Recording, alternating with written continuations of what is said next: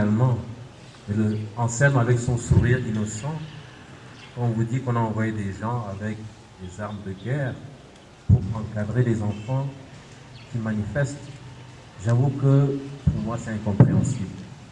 Et aujourd'hui, l'article 21 que nous sommes en train de commenter nous ramène à ce genre de situation où on utilise une force totalement disproportionnée pour encadrer les manifestations publiques.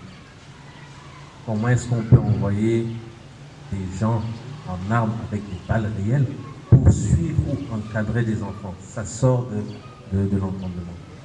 Donc autant de situations qui nous interpellent et qui nécessitent qu'on puisse, en tant que citoyens togolais, désireux de construire un vivre ensemble, donc autant de situations que nous devons dénoncer pour que demain soit meilleur qu'aujourd'hui et encore meilleur qu'hier. Je pense que la mission de défense civile, c'est une des missions les plus importantes dans une nation. Et lorsque vous avez des hommes et des femmes qui acceptent faire ce métier, il faut saluer cela, il faut les encourager. Mais lorsque, malheureusement, dans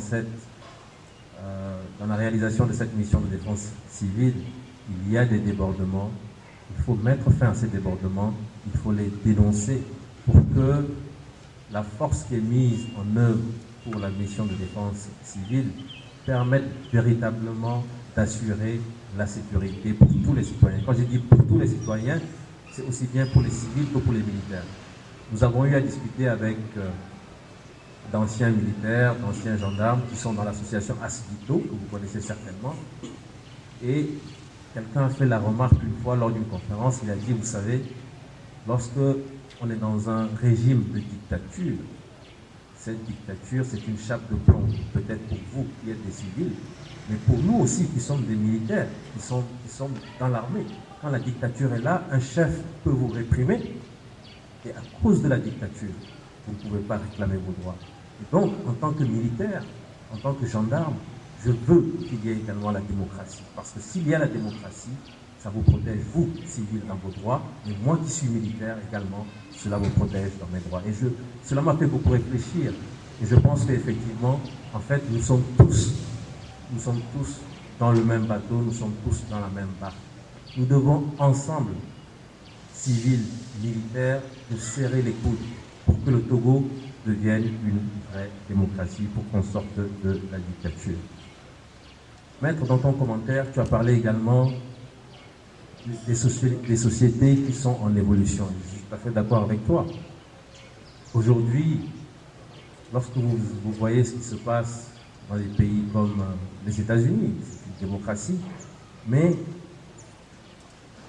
la force de défense civile parfois reflète l'état ou la nature même de la société.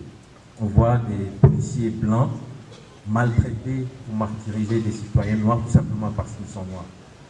Je ne pense pas que ce soit un phénomène qui soit beaucoup plus amplifié aujourd'hui, mais aujourd'hui, avec le téléphone portable, vous pouvez tout immortaliser. Et on a vu des policiers blancs filmés par des citoyens qui assistaient à des scènes totalement inacceptables. Si je reviens à notre contexte de Togo, nous avons vu sur les réseaux sociaux, comme tu l'as expliqué tantôt, des militaires ou des policiers ou des gendarmes, je ne sais pas, en tout cas des gens en uniforme, arrêter un citoyen après l'avoir poursuivi comme un gibier, l'arrêter, le mettre dans un véhicule, mettre les grosses chaussures Rangers sur le visage. Je pense que c'est un acte totalement inacceptable, inhumain, dégradant. Et ces images ont fait le tour du monde. Et quand vous êtes à l'étranger et que les gens montrent ce genre de choses en disant que c'est le Togo, est-ce que vous pouvez vous sentir fier d'être togolais? Je ne pense pas. Et donc ce sont des choses qui sont inutiles, qui augmentent la frustration des citoyens que nous sommes et qui font quoi? Qui ne font que augmenter cette fracture sociale. Donc faisons tout pour que ce genre de choses qui sont vraiment inutiles, qui n'apportent rien à la nation, qu'on puisse mettre ça de côté, qu'on puisse arrêter tout cela. On a parlé également des miliciens.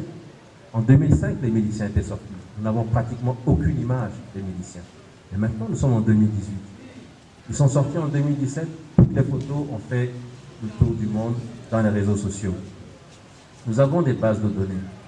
Il y a des organisations des droits de l'homme au niveau national et au niveau international qui ont des bases de données. Qu'est-ce qui vous dit que dans 5 ans, dans 10 ans, ces gens ne seront pas poursuivis? Rien ne garantit à ces personnes l'impunité. Pour le moment, ils ont l'impression qu'ils sont dans un régime fort qui leur garantit l'impunité. Mais ce régime va tomber, ça c'est une certitude. On ne peut pas vivre éternellement dans un régime dictatorial. Les gens vont se battre et ce régime va tomber, le changement va arriver, c'est une certitude.